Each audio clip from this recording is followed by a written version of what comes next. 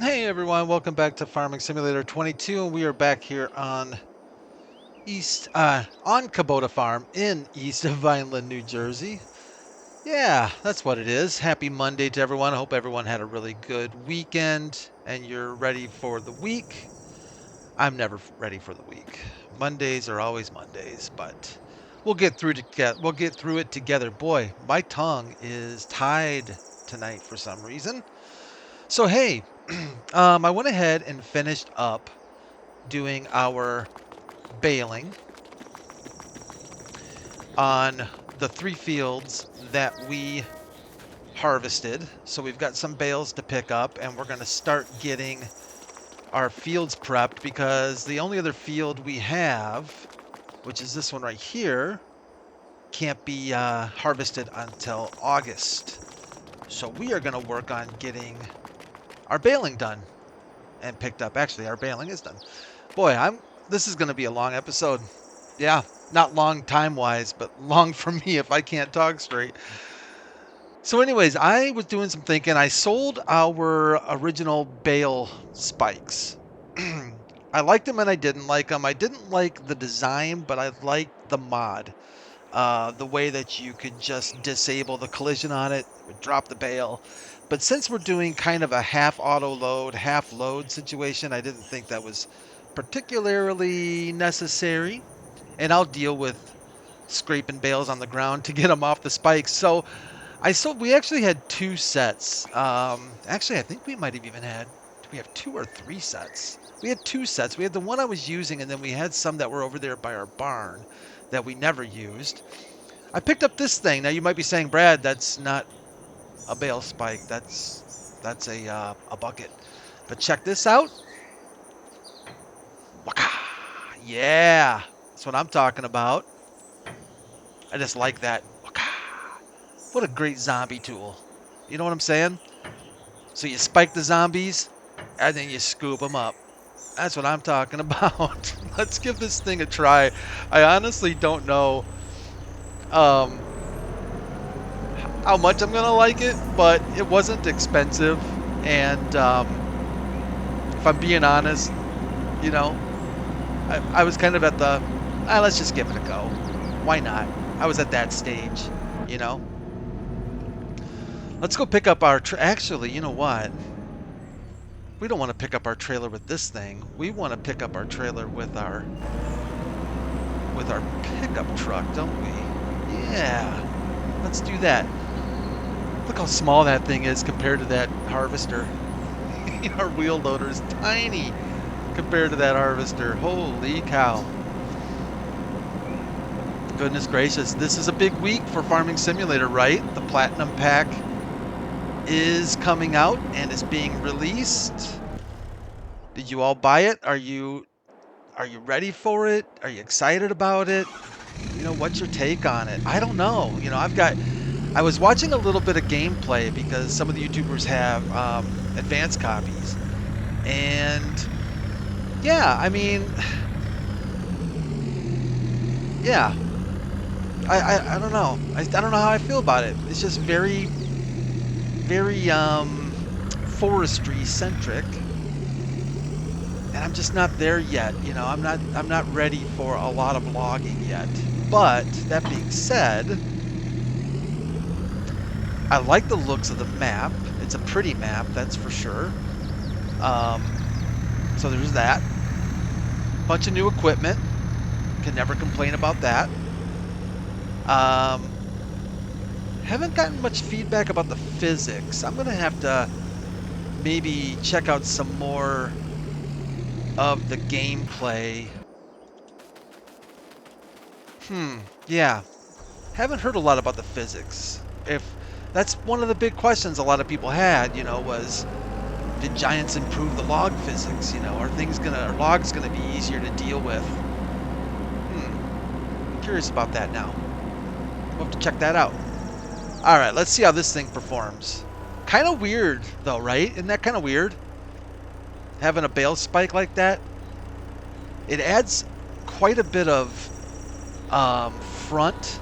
Check this out. Let's see if it, yeah. See, That's the only drawback I think about this is it puts that bale out front a lot further. So it makes the, I don't know, what do you call that? The balance point, the center, you know what I'm talking about. It makes it off compared to normal bale spikes. So if our little Kubota front wheel loader was having problems before with heavy bales, this is not going to help it in any way, shape, or form. However, we could only pick up one before, and we can still pick up one. So, yeah, didn't really lose anything. I was looking for a rear weight for this thing, and I could not find one. I really want a rear weight for this thing, but I couldn't find one. So if any of you have suggestions, I tried all of the in-game. I'm going to see if I can figure out. So almost just, is that about straight? That's about straight. So if any of you have suggestions for a rear weight for this Kubota front loader, I would certainly like to hear them, because I can't really think of any. Couldn't find any.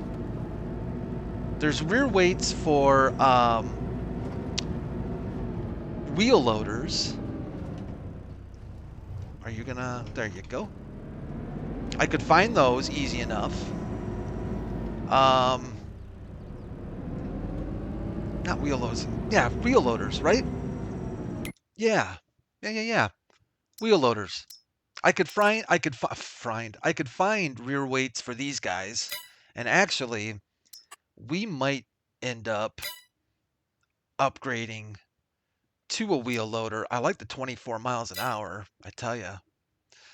I could find a rear weight even for telehandlers, and maybe that's what we should consider. I wish Kubota had a telehandler. That'd be pretty sweet, wouldn't it?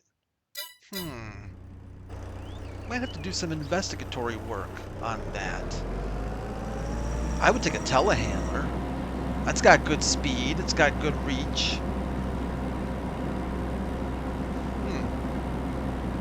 Maybe we'll do that. Maybe we will do that. But for now, we're Kubotaed up, and we're just going to do this. And if we want a front loader, we can always use a tractor and get our front loader dealio on one of our tractors and use that if we want. But maybe we'll look around for a telehandler or something that we can get in Kubota Orange or something like that.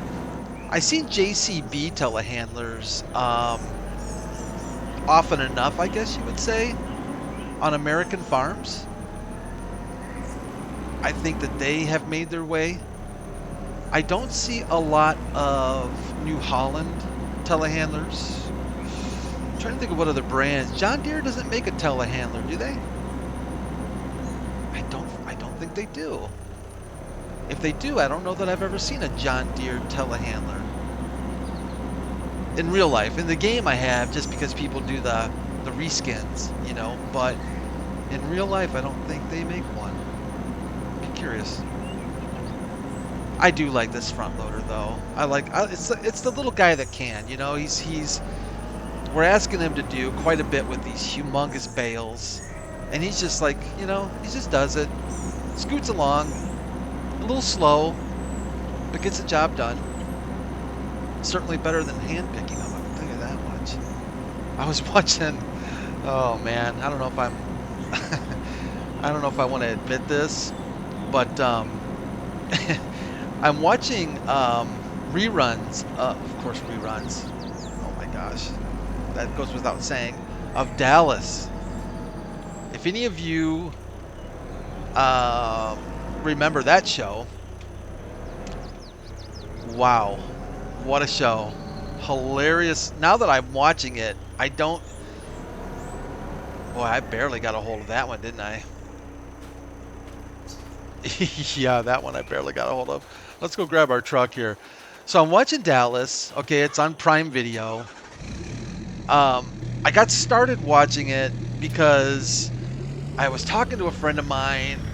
I have no idea what we were talking about, but the subject of the shooting of JR and how big, huge of a deal that was. originally when that happened. It was a massive deal. And back then, you didn't have social media, you didn't have all that stuff, so people had to rely on, magazines at the checkout, the Inquirer and all these other magazines to try and shed light on what was really going to happen and who the killer was. Who shot JR was a massive campaign back then.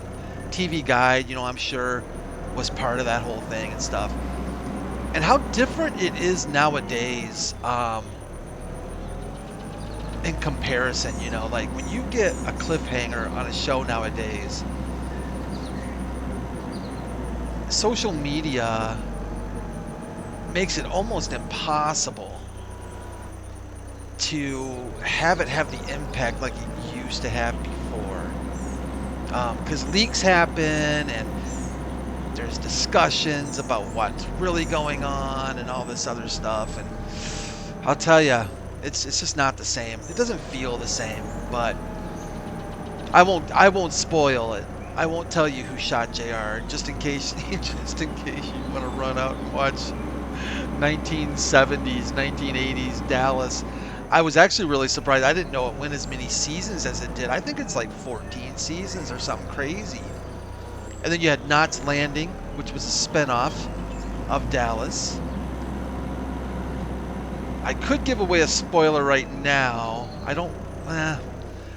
I'll just say this. I am on the season where Bobby has been killed. I know that's kind of a spoiler, but I'm going to assume that it's pretty safe to say that I'm not going to spoil it for too many people. Where are my belts? Where are my belts? There's my belts. Yeah. But I remember, and I'm wanting to watch this because I seem to remember they played a little trick on the audience, and I don't know how much I'm going to like this. There's parts of Dallas that I remember very well, but I was pretty young, and I don't think my parents were super keen on watching it, plus letting us watch it. But there were parts of it that I do remember for sure. Are we stocking this straw, or are we going to sell it? I think we're just going to stock it, right? Because isn't straw like later in the year? Where's our sales? Straw. Yeah, let's just store it. We'll store it for now.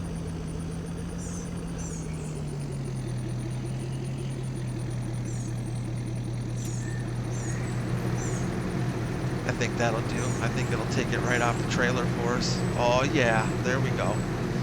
So, yeah, I remember parts of it. Of course I remember the Who Shot JR thing. I totally remember that. People die on Dallas in one of two ways. I've come to this conclusion, and I think it's a very fair conclusion. They get shot, or they die in a plane crash. That's it. That's your life on Dallas. People don't die of old age. They don't die because, well, there is one person I think that is going to meet their untimely death due to disease. But for the most part, you're shot or you die in a plane crash. That's kind of a crappy way to, for the characters, kind of would stink. Like, hey, you know what? We really like you and we want to have you as a, as a person on Dallas. Oh, awesome. Yeah, this acting gig is awesome. Unfortunately, you're going to die in a horrible plane crash. Oh, okay. Great. That show must have absolutely killed it though for the network. I don't even remember what network that show was originally on. I don't know if it was we can cut through here, I think. I don't know if it was ABC, NBC, CBS. Back then, I mean, that was it, right? ABC, CBS, NBC. I mean, you had I'm talking airways, maybe you had did they have like PBS? Did they have I can't really remember. I think they did. I know we had the Squiggle channel. And you're all probably wondering, what is the Squiggle channel? Well, I'm going to fill you in on a little something. that I don't even think my parents know to this day. The squiggle channel was always the channel, early HBO and Stars and Cinemax. You had to have a satellite dish, right? One of these big honkers, the big 7-8 foot satellite dishes. And these paid deals were broadcast. I don't think encryption is the right way of putting it, but they were broadcast in a way that you could see the channel, but it was scrambled. And it looked like it just looked squiggly. You could even hear volume a lot of times. So I would sit there and listen to some of the movies and stuff. You could just catch enough out of it. And the volume was generally pretty good. And that, and there were other things, late night things that I would once in a while catch up on. I have no idea why I'm talking about this, but it just came to mind. But anyways, so different than it is today. And then I was reminded that, and I totally forgot about this, that it's been years now, right, since they put away with standard broadcast over antenna. I kind of forgot about that, but it's been a long time. And I guess there was a YouTube video I was watching, and I guess there are some stray standard def broadcast networks, not networks, but I don't know, I guess, would you call them a network? Out there, they're kind of regional. And yeah, the FAA or whatever is really hammering down on some of those now because they really want to get rid of them, but yeah, I remember the cutoff even. So we've progressed a long ways when it's come to television. We've progressed from UHS, VHS, and then you've got the cutover from standard to a requirement for digital, for high def.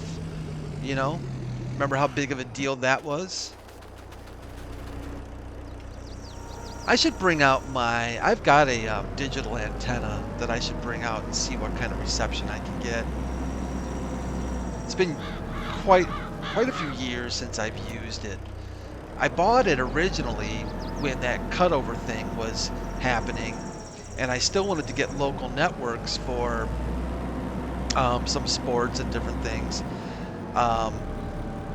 And really the quality was pretty good. I think I was getting high def or 1080p, so it wasn't that bad,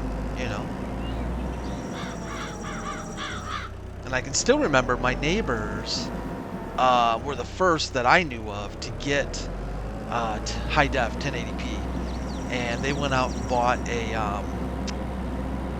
I think it was like a rear projection TV, if I remember right. I think that's what it was, and it was high def, and they invited me over to check it out, and there was a football game on. Probably a Lions game. They were Lions fans. And I was just blown away by how amazingly clear that was. It was absolutely fantastic. Again, by today's standards with 4K and everything, it's, it's kind of crazy, but things keep advancing and keep advancing.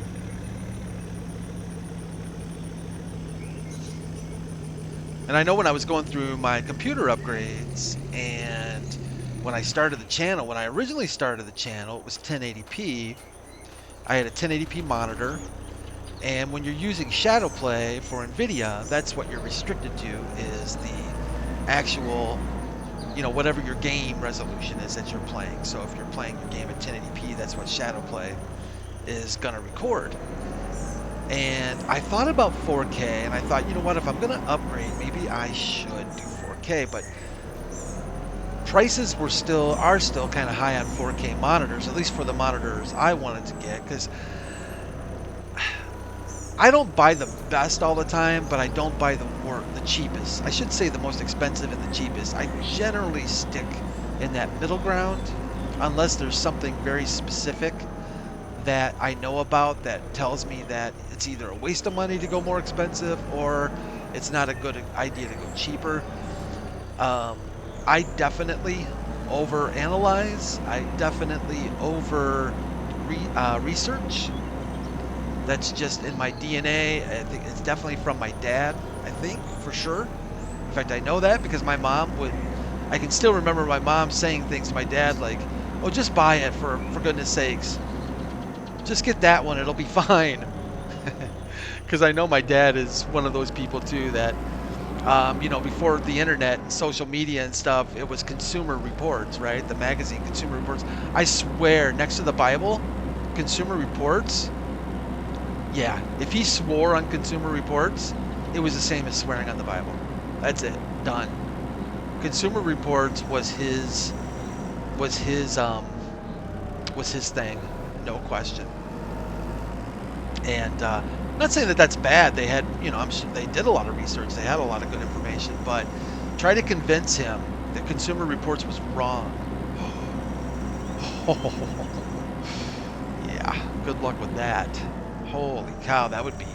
I wouldn't have even attempted that, if I'm being honest. Hey, Dad, you know, Consumer Reports says that Maytag is making the best washer right now, but the electronics guy or the dude down there at the appliance store, he's telling me that Maytags are horrible. Forget it. My dad would be all over that, dude. How dare you? How dare you go against Consumer Reports? Now he just subscribes to Consumer Reports online. Oh boy. Sorry, Dad, but it is kind of funny. Hey, you know what? You got to get your sources somewhere. It's better than, I don't know if it's still this way. I'm assuming they're not paid off. But it's better than going to Google and doing, hey, you know, what are the 10 best washers out there right now? And I'll tell you, the top sites are just paid advertisements. They're just paid advertisements. You know, they're either getting a little something on the side, or they make, or they're, you know, or their links to purchase the stuff. That's another big thing they go for, is their Amazon affiliate links and all this other nonsense. So actually, let's pull him over here, because we're gonna need this little dude when it comes to our bunker silo. And I was even giving that some thought, like we might want to consider leasing a larger, like a full-blown wheel loader bucket for this thing, because I don't know how long this little thing's gonna take to unload that. Or we could lease that thing that I was using on Buchern, that you hook onto the front of a tractor and kind of auto loads into your trailer, kind of scoops it up and loads it into your trailer. We could always do that too. But yeah, so much for I guess so much for whatever subject I was talking about. I don't even know how I got into that.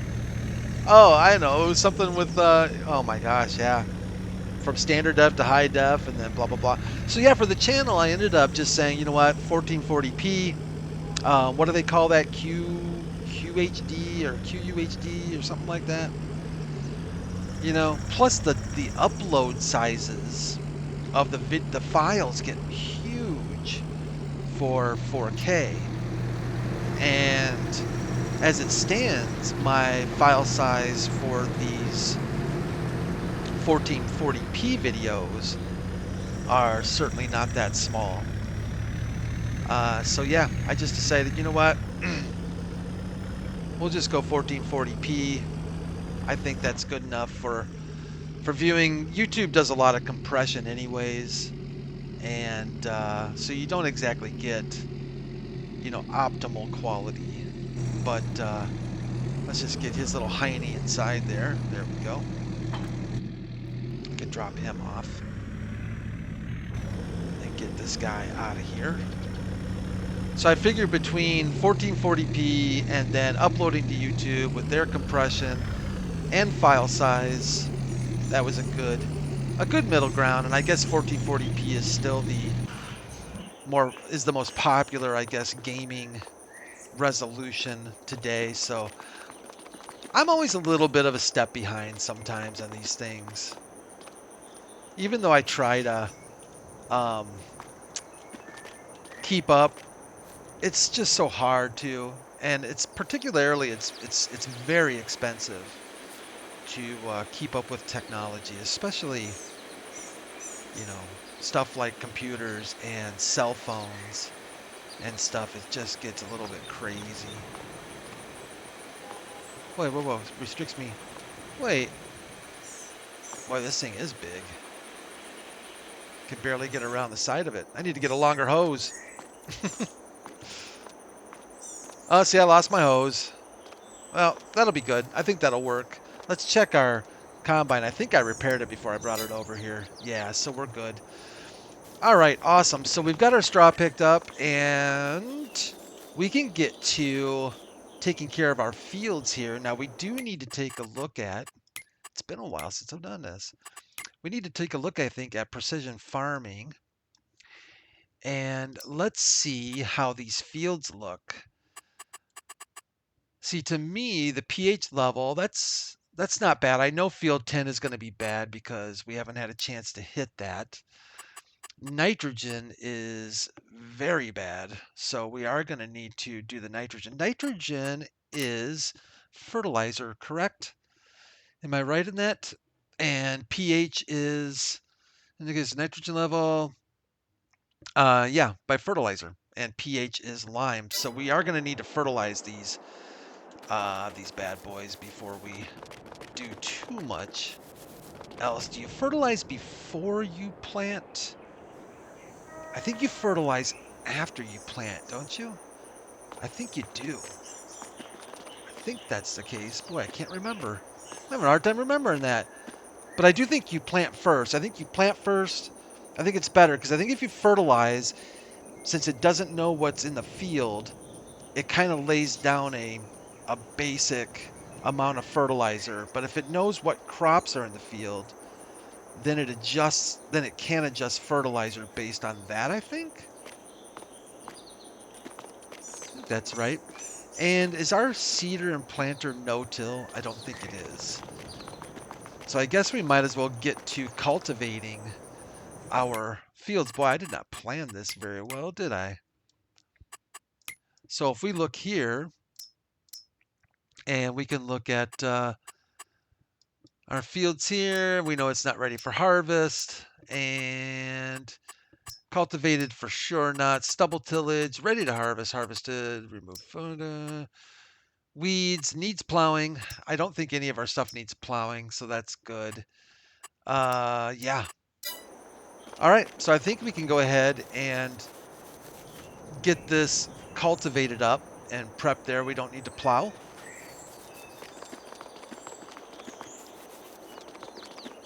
Let's grab our, not our M6, but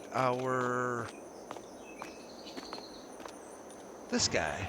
Boy, it's even got a cultivator on the back, almost like I planned that. Wish I could take the credit for that, but I don't think I did plan that. Oh, I know why I have this attached. Huh, how funny. I know exactly why I have this thing attached.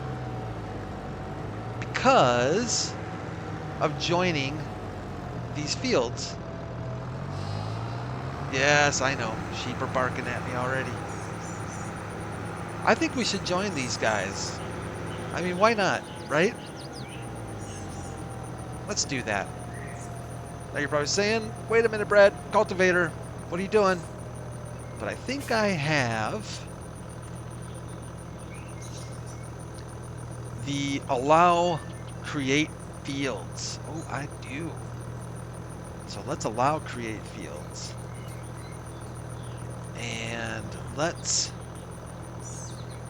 I mean, once you do this, you can't go back, right? Well, I guess you can. You can always put grass and a path back, but we're just going to go for it.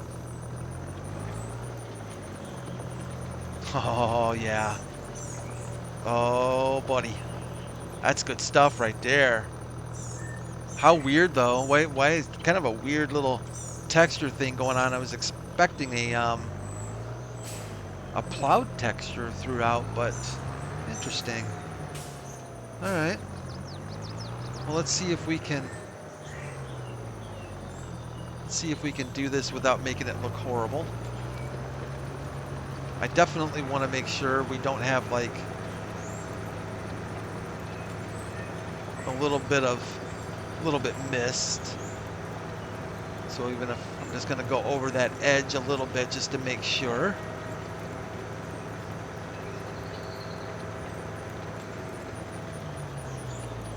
Let's see what we got here. Let's lift that up. We'll scooch around here because my thought is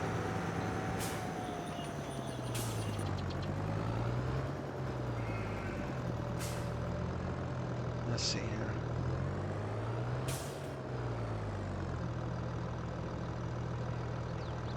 If I do not backward. We'll just do this right here. Kind of get her over like that kind of a number, maybe. Kind of make it smooth. Doesn't have to be perfect. Just enough to... Yeah, I could probably hit a little bit more of that, though, couldn't I? That doesn't seem like I did a very good job.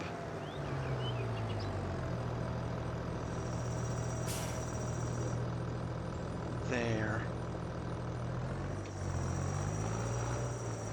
Boy, I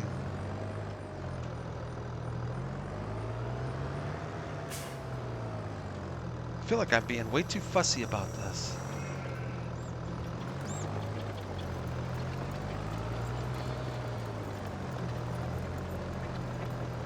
Yeah, that'll work. That'll work for us, I think, right?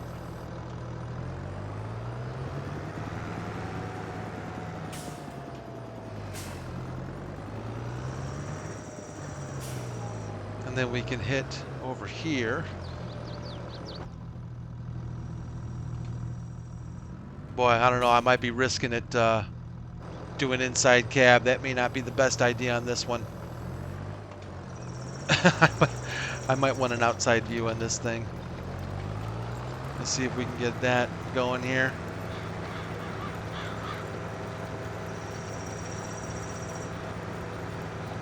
I think that'll work.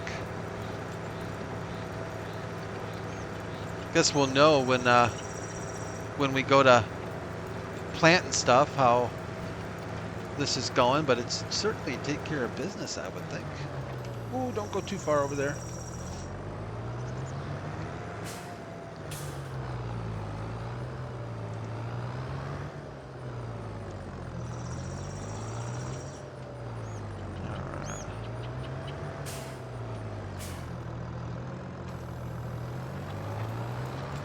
Gonna do a nice straight scoop down the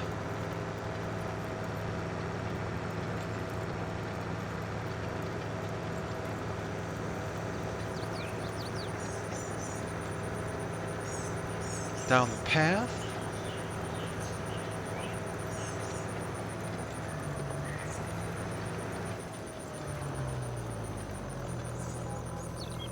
There we go.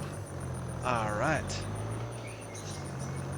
Sheep are wondering what in the world I'm doing. I think I've lost my mind by now, I'm quite certain. I feel like that farmer that's on Shaun the Sheep, where the sheep are just looking at him, giving him the same look our sheep are.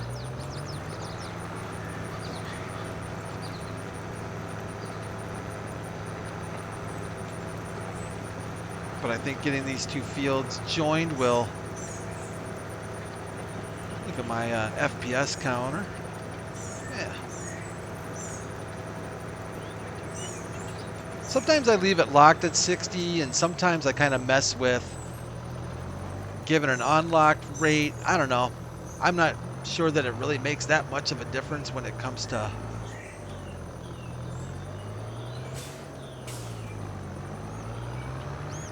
how it's, how it looks, or, I know higher frame rates are generally, or higher FPS is generally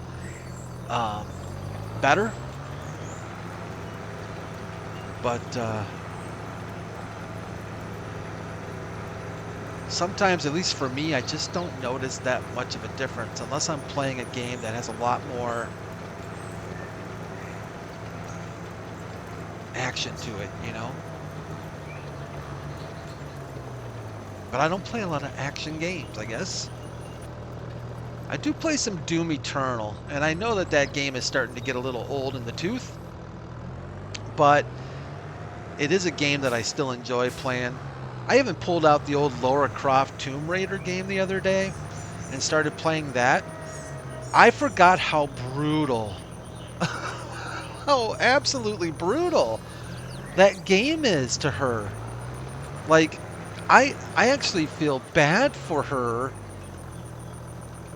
I think that, and I know I remember when I first played it, um, I thought the same thing, and I started looking online, and that was kind of a big deal. Was like how people just felt so bad for her, like how absolutely wrecked she gets sometimes, and the voice actress that does her voice does such a good job. If you call, you know, pain and agony voicing, I don't know, it's just horrible. I mean, and I don't try to. I mean, I remember seeing a bunch of stuff on YouTube where people um, were purposely trying to outdo other people on how brutal of a way they could have her die and stuff, which is just mean, right? But yeah, I get it though. I mean, there is something about that game that just in particular just tugs at my heartstrings when she just gets absolutely wrecked sometimes. All right, so we've got that little bit there. I think that'll work. And one little bit I see there that I think we need to make sure and get. And I think we're good to go. I think we are going to be good to go. I think this spot right here we need to get.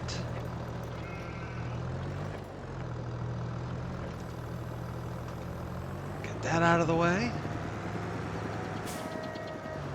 And we'll see how that does. You know, if it's if it's not good, we'll make adjustments as we go. But now we've got one giant field. Now the next question I have is going to be, and actually let me reset this to limit to fields.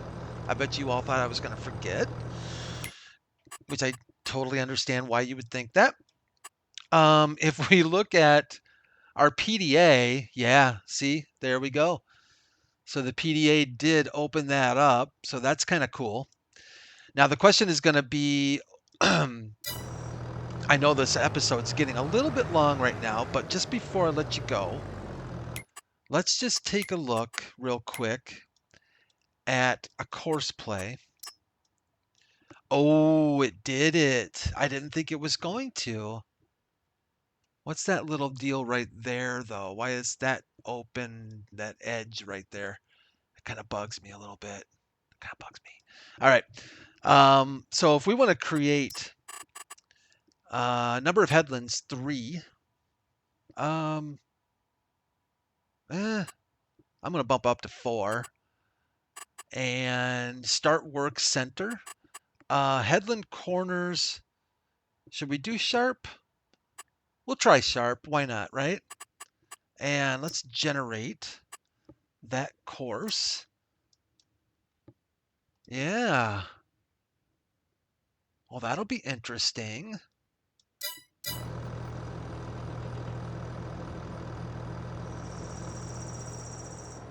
Yeah, that's a heck of a course right there. That'll work, though, I think. 3 meters is correct. Boy, a bigger cultivator would be very nice, wouldn't it?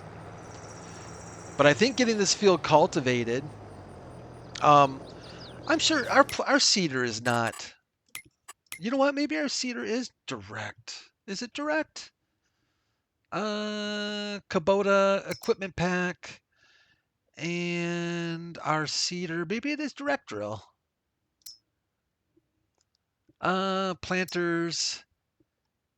These machines are used to seed crops, barley, canola, weights, recommended. Nope, it is not direct. Okay.